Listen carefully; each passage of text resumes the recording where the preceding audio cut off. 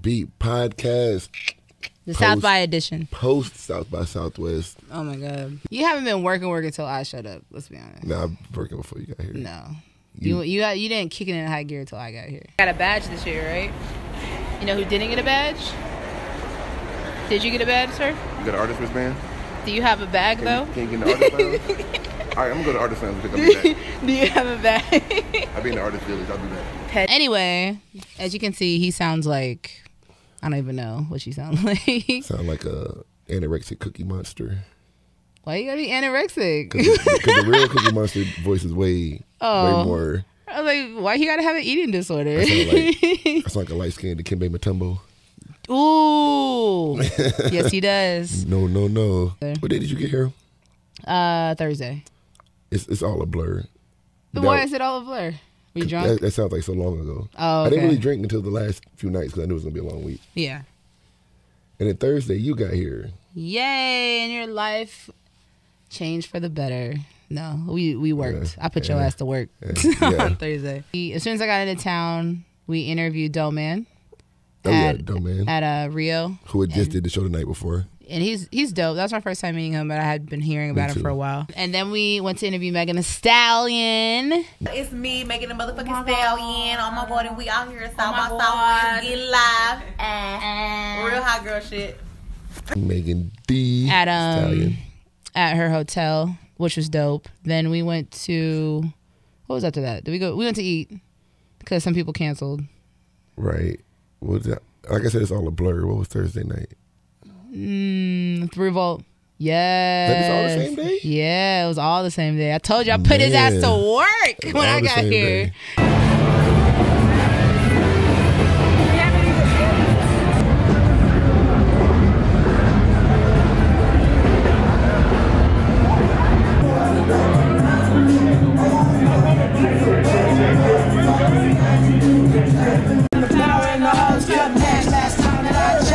I've been self-made from the struggle. I was been saying I'm a killer.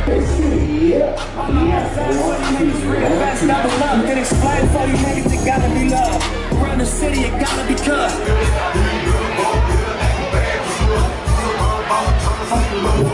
When we got to Revolt, we got in. I'm sorry, I don't remember who was on stage, but I remember they gave me the signal like this is the last song. Yeah. So I go over, unfold my computer, and all the sound goes off. Then I see the flashlight coming from the back. I'm like, the cops. What are they talking about? So mad awkward silence in the club for a little while. Yeah. That they made everybody leave the club and re-enter so they could get the correct count. Yeah. And it will be a longer wait if we do not cooperate. What? You can take your Austin police officers right there. Listen. We want you guys to see DMX.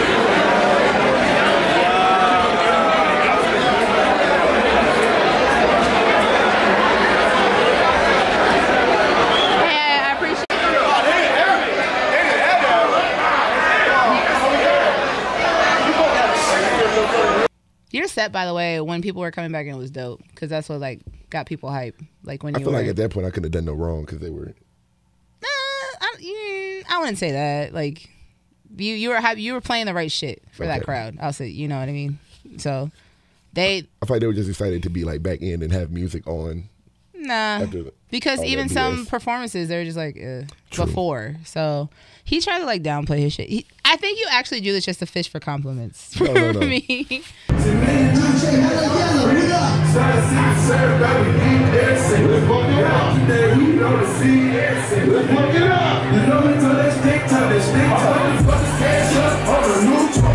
There were way too many niggas on stage. So every time he goes somewhere, usually I'll be by him, like in the booth, but there were way too many people on stage. And it was not a big stage at all. Yeah, there's only room for like 2 people in the DJ area, really. Okay, so when DMX DJ showed up, we're trying to accommodate him. You know, being nice, like showing him the mix of the chords, getting them set up. And I'm trying to like step out the way, and I stepped all the way off the stage. And then he into a hole. And then he blamed it on me. But no, it was a piece of wood covering a hole. But so many people were going through there, it got kicked out the way. So I stepped in the hole. I was all the way, one leg all the way up to my thigh was under the stage. So somebody had to like grab me under my arms and like pick you up. I didn't see that because by that time I was already sitting on the side of the stage because I was like over it. If the main cam caught it, you would just see my head and then. So after all that, DMX does come out. Yeah. I want to say that DMX looked great. He looked healthy. Because you've seen him when he didn't look so much. He looked coherent. He looked sober. He did. I'm just really happy about that. That was my first time seeing DMX.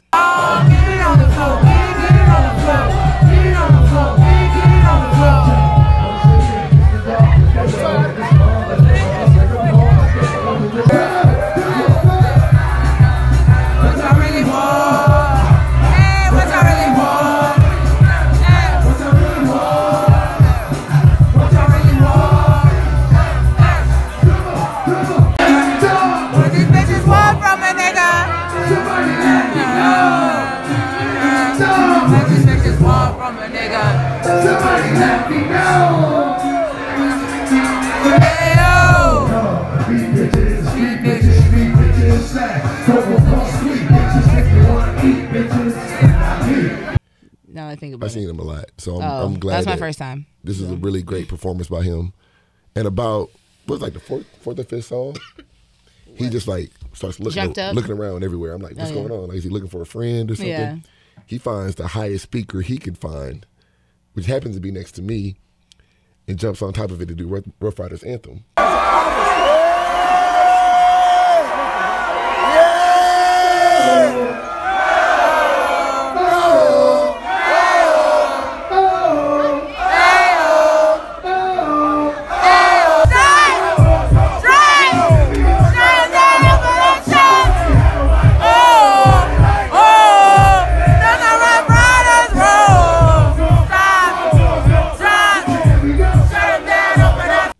I got the angle from we're gonna post side. all this. We got hella content.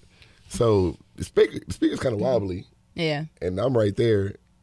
I gotta hold the dog down. I'm not gonna let DMX fall off this speaker. You would have thought this nigga was like one of the super security. No, because the way you looked, like you had to put your body weight, and it was a big ass speaker. Like my arms wasn't gonna do nothing. I had to like put my whole body up against it. Usually niggas would try to act cool, like but he was like, no, because it was rocking. It was really rocking. It was. You can see, and the funny thing, we have to post your snap when you're like, don't steal my video, because you can. He pans up from his Timbs all the way. DMX was killing him with the all white. He had the all white Timbs on with the white Rough Rider jersey. Come on, baby! Come on, baby! Come on, baby! Come on, baby!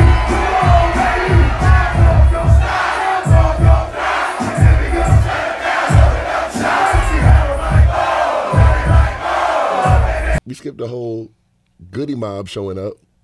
Oh shit, we did. So as I'm DJing between the last act and DMX, oh yeah, everybody's like looking into the VIP. Yeah. And we look over, and you can't miss CeeLo Green, big tattooed head over there. And then you look again, and it's Big Boy pops up. Yeah. And look again, and it's Sleepy Brown.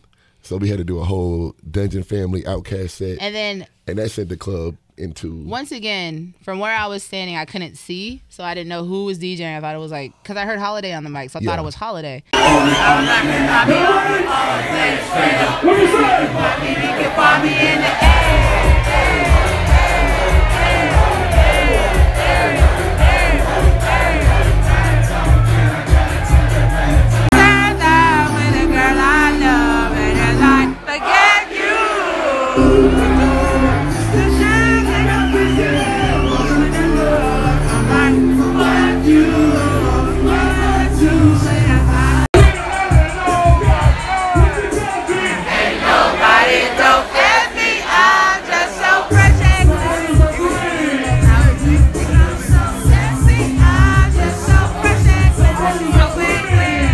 If you've never been to South by, one thing about South by is it's a festival, but the venues aren't big, so everything's pretty intimate. Yeah, because it's all venues that are on 6th Street, which aren't made for big capacity concerts. So that's the whole like appeal of it. And Alora's like, oh, are you going to get in here? Or are you going to, whatever. So that was a dope moment. And Revolt was really happy. Shout out to Marquetta. She holds us down every year. Revolt ended kind of early. It wasn't even 2 o'clock yet. We dipped out real quick. And Mills would be so mad if I don't mention this. We snuck out, and he I don't know how deep we want to go into it, but when he's DJing, he's like, yo, see if we can go to Megan's hot girl party. I was already thinking about the next move. Like we said, we were with Megan earlier, but we didn't get the address to the party while we were with her. But you had a DJ, and I didn't know if you had to stay. Yeah, I know we were going to have time to make it. So then everyone starts coming up like, what y'all doing? What y'all getting into? We're like, oh, we just gonna head to a party. Like, we're just gonna head over, kick back. And so we got the address, went there. It's already packed. It's alive.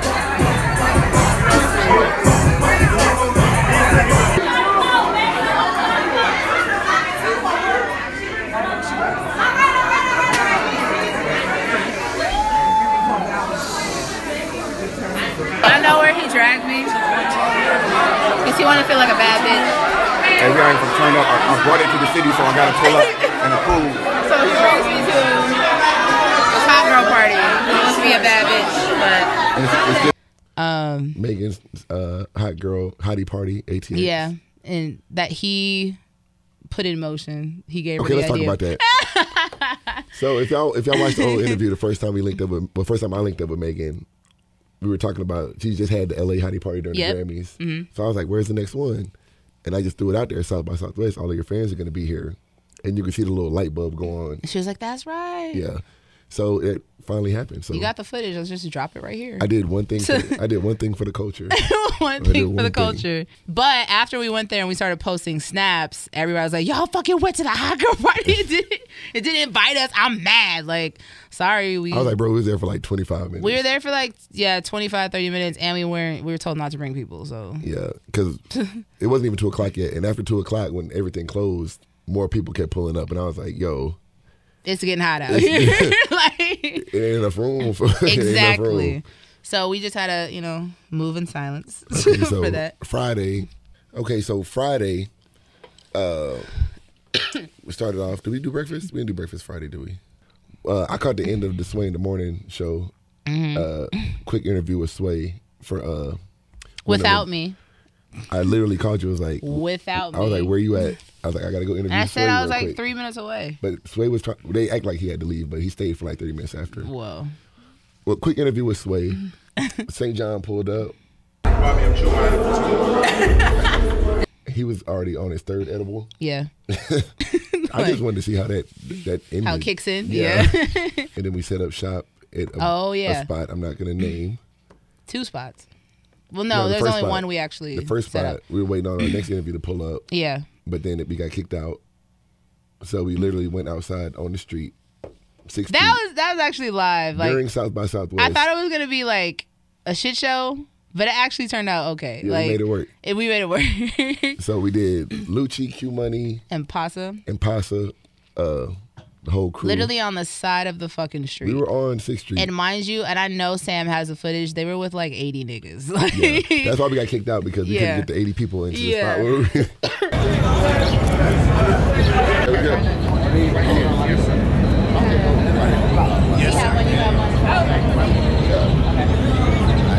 I love when I have to make some kind of segment where niggas show off the jewelry. She be pocket watching. I do. I started with Boss and George. What happened to Fake Watch Buster on Instagram? Did somebody? I don't know. You remember that page? Yeah. Somebody probably beat him up. It's like, oh, for real? Or he turned into like academics or some shit. It's probably academics. It's probably academics.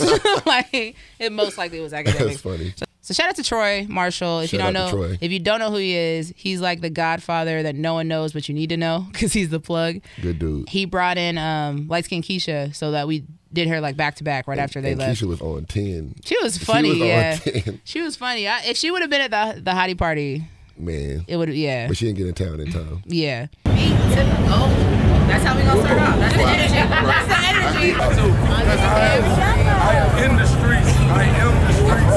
And if you don't know me, you ain't part of the streets. We're gonna do a little experiment where we walk down 6 and see how often he gets stopped. This is the Can't Even Roll in Peace challenge. Right? And then Rio.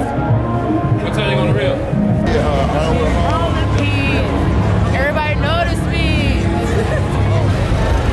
You gotta come. What up? What's up, Blake? Hey, man. And roll in peace. I'll be watching with his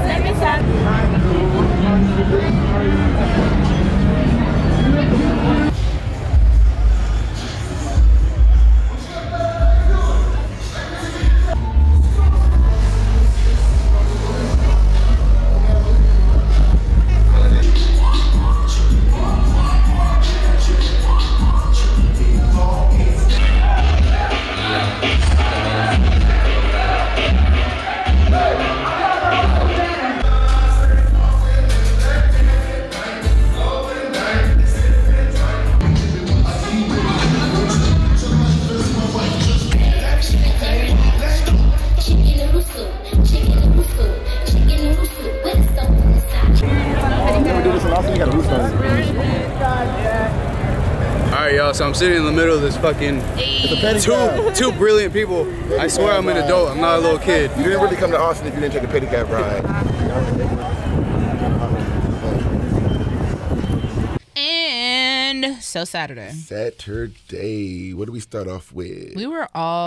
First of all, we were all like struggling on Saturday. Yeah, at this point, that turnaround Saturday was tough. Yeah. What do we have first on Saturday? June. Shout out to June, the genius. What's good, your boy June James, the genius, the house producer in Texas, man, at iHeartRadio right now. Hey. That's been my homie for a long time that you're going to see in the interview. Producer of Every Day We Live. Yeah. What's up? First Lucci song. Boss Life. Yosemite. Yeah. Pimp by Young Nation. Really good dude. Really dope interview. Whew. Hennything Fest. At least for the time we were there, it was like getting started. So yeah, we were there. I was on I think the third set. Yeah. So it was around 4 or 5 o'clock. People were just pulling up, and they came in. They got food. It didn't really get turned up to like the last hour of my set. Mm-hmm.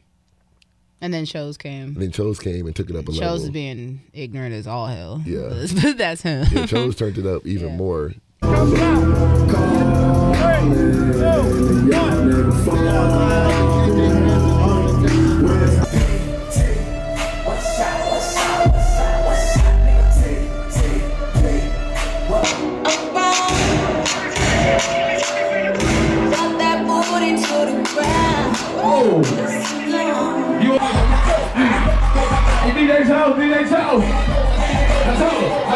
Bitches be lying.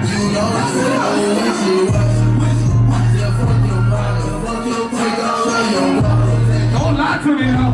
You know these.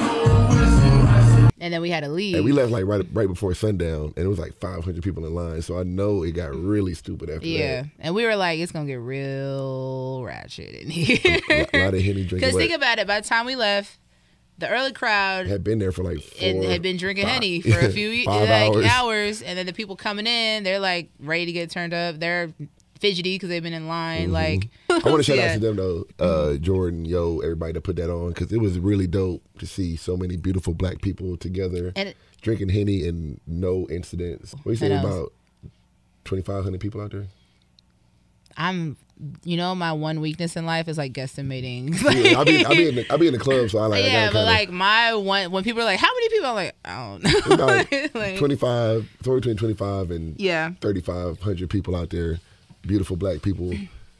It was beautiful because there were no issues. Yeah, there were no issues. Nobody was being ignorant. Security was cool. People were eating, having fun, drinking, dancing, like. To think about it, for it to be Austin and during South by Southwest, and they're all like, that actually was like some goat shit.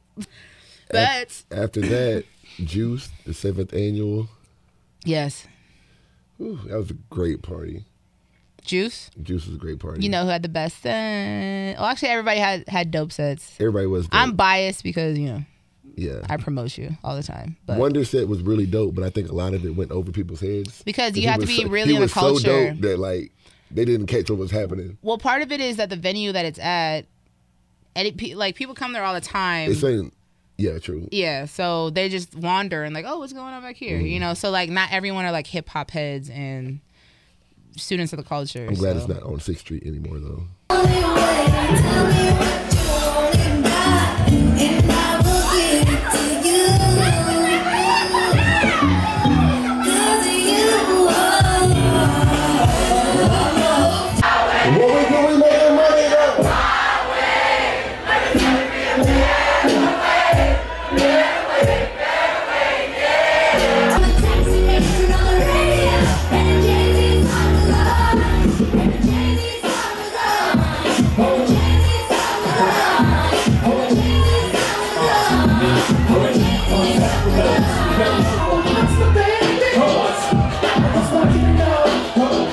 We in the hood, posted at the store, just look at my lap on the phone, count dough.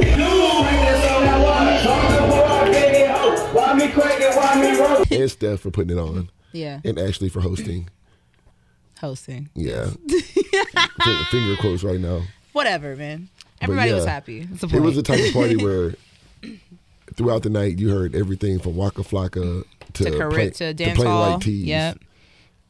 And wrestling theme songs. It was one of the best years. It was one of the best. You wanna know why? Anyways, yeah, we went and ate after that, and niggas went home, and I went and did more work. You only did more work because you were horrible at time management, and he was like, we had to be somewhere at 3, and he's like fucking around, like, oh, I'm gonna do my show, and it's like 2:18. We're like, nigga, we gotta go to the other thing. It's not enough time in the day. Today we just went out to eat. Shout out to Nyla. If I introduced her to you, I get to do the shout out. Okay, we'll go ahead. So, shout out to Nyla Simone from Power 105. She's part of like their new generation that's coming up, and I've heard nothing but good things about her. Like Charlamagne, Angie Martinez, Clue, they all shout her out because she's a dope female DJ, and she's just a hard worker. And I just fuck with people who have dope work ethic. DJ now. Did I ever tell you about my first South by? No. Let's go ahead. I'm gonna tell you the story right now. So my first South by was 07. That's the year I graduated high school. Okay. That's the year I graduated college. Okay. So it was my last spring break. I was like, I'd never been to South by. I'd heard a lot about it. I was like, well, let's just stay here and see what it's about. Me and my homeboys, we just literally out there walking up and down the street. It wasn't like it is now. It was way more free. Eclectic-y? Yeah. Okay. Way more eclectic. Yeah. The street was open. It wasn't Joe blocked Budden off. wasn't walking down. Yeah. So I'm walking by a venue and I see the promoter and he's just like tripping like, oh man, OG Ron C canceled on me tonight. I don't have a DJ. He went to the Core DJ retreat in Miami, which is at the same, I wasn't a Core DJ yet. Yeah. And I was like, yo, I got my turntables down here in my car, which is stupid as fuck. Like, why did I had like a Jeep, like open area, and my shit just sitting in the back downtown. But you said it's not the same. Could have got robbed, but still, I could have. Niggas wasn't shooting back then. Yeah, but it's still stupid as fuck to have all that equipment in there. Mm-hmm. So I'm like, yo, I got my stuff in my car right now. I'll come DJ. And he's like, if you do that, I'll get you a badge for the rest of the week. So I'm like, yeah, let's do it. The show was, who I remember was Mr. Fab, Crime Mob, and UGK. So 07. It's so 2007. And that was Pimp C's last show in Austin. Yeah. I mean, my first South by story is not that interesting. So it was 2016 because that was the first year I lived here. Mm-hmm. And if you don't live in Texas, you don't know what the fuck South by is. Like in music, at least, you're like, oh, it's a thing that goes on in Austin, and like people are just there, but like we don't really know the capacity of what it is. Mm-hmm. So people think it's like a regular festival, like Coachella or whatever. They think it's that, but then you get like confused when you see like film and shit, and you're like, what? What's going on? It's way more businessy. Yeah, like nothing like notable happened my first year except the Woodies. That's why I was so attached to it, because that was the year my homie came and he was with Kaylani, so I was just mobbing with Kaylani. One of my other top... That's where all the good shows used to be. Yeah, one of my other top highlights was they did the Mass Appeal of the Barbecue there one year. And that was the year, guess who I met? Nas and Dave East. And who started this whole stand ship off with Dave East. And Joe Budden randomly like hugged me and like whispered like affirming positive things in my ear. I'm was like, doing that when I was he was like, you know how people, they don't say hi, they say peace. Like he was like, peace. You know, God has brought you here. And I was like, it's a weird time, bro. And it's before the podcast was popping. A lot of people think music is going down. Yeah. If it is, Interactive Week is still going up. Like, yeah. It's really a thing. Hey guys, welcome to our channel. I cannot get over it. But anyway, this Beat to Beats. This was South by recap. Make sure to like and subscribe. Follow us on Twitter at IG. Ashley with 2 E's on there. DJ Hella Yella everywhere. Instagram, Snapchat, Christian Mingle, Black Planet, Mahente. If you can find his Black Planet, I will give you like $100. Okay? I will too, because I need to kill that Throwback Thursday. Until then, like and subscribe. This Beat to Beat.